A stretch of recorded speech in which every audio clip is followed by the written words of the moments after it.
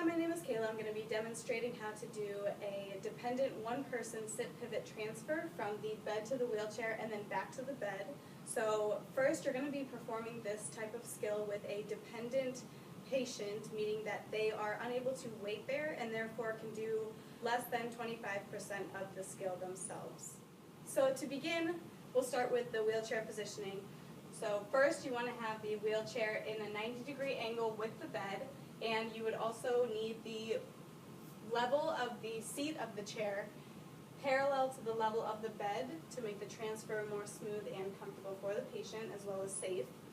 You would also need to remove the armrest that is closest to the bed from the wheelchair, or in this case, you can just move it out of the way. You want to make sure that the wheels are locked for patient safety. And then finally, you want to either remove or spin the footrest out of the way.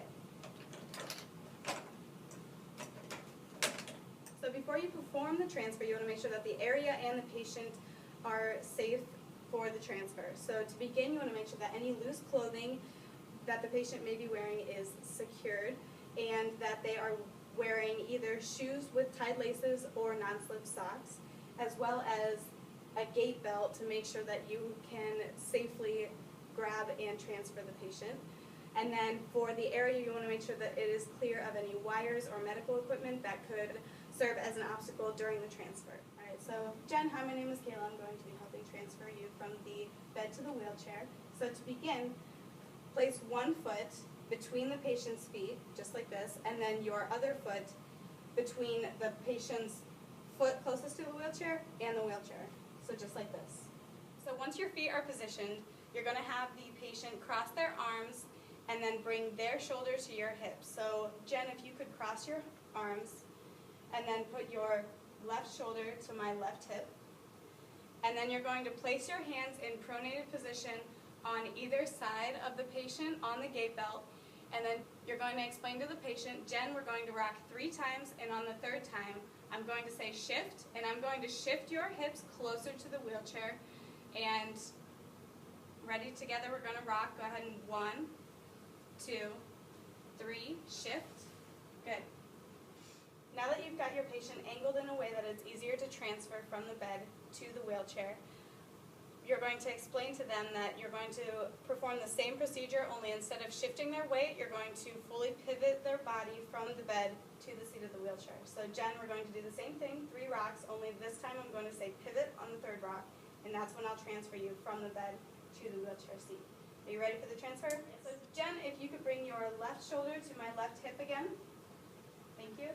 And ready, we're going to rock 1, 2, 3, and pivot. Good? All right, so after you have completed the full transfer, you want to make sure that the patient is in a safe alignment and comfortable alignment in the chair. So bringing their feet to the center, and then also replacing the footrest and the armrest.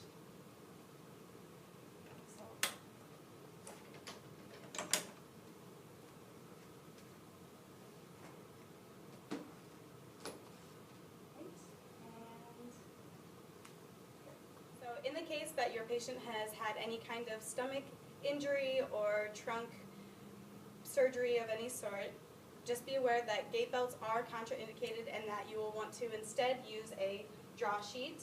So in this situation, I'll be transferring Jen back to the bed using just a draw sheet instead of a gait belt.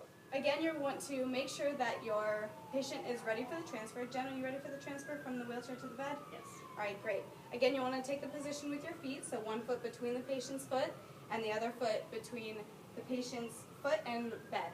So Jen, if you could cross your arms and bring your right shoulder to my right hip, and then you're going to grab either side of the draw sheet, and together we're going to rock Jen 3 times, and on the 3rd time I'm going to say pivot. Ready? 1, 2, 3, and pivot. Good? All right. Something to always keep in mind when you're transferring your patients is to always practice proper body mechanics. So this means to maintain a proper arch in your lower back, as well as bending at the knees to lift with your legs, and engaging your abdominals while you lift. All right. Alright, also when moving patients, you want to make sure that they are in a comfortable and safe position after the transfer. So always maintain proper contact guarding after the transfer to make sure that they are balanced and in an upright, safe position.